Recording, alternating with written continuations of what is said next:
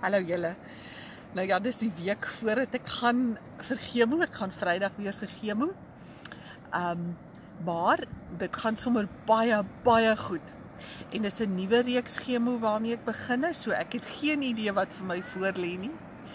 Maar wat ek weet uit my geskiedenis van die laaste paar weke, is elke keer die week na my chemo voel ek I'm dying. En dan tel ek weer so op, maar soos ek sê, dis 'n nuwe reeks. So ek gaan julle volgende week vertel wat gebeur daar.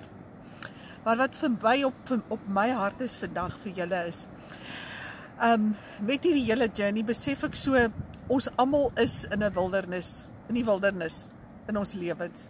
En as jy iemand ontmoet en jy gesels bietjie, dan kom jy agter waar is hulle in hulle wildernis journey. Is jy soos Korah, rebelleer jy?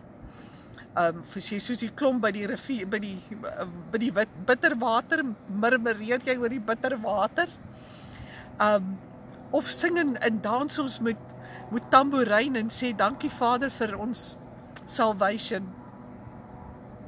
En dit is vir my so belangrik dat ons dit in gedagte hou, soos ons deur die lewe gaan en besef, I need to repent, or I need to rejoice now.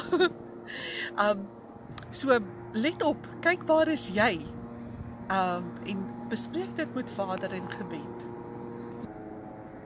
Ek het besef toe ek so erg rebelleer, is toe juist toe ons as gemeente deur die deel lees van Korah, waar Korah so gerebelleer het.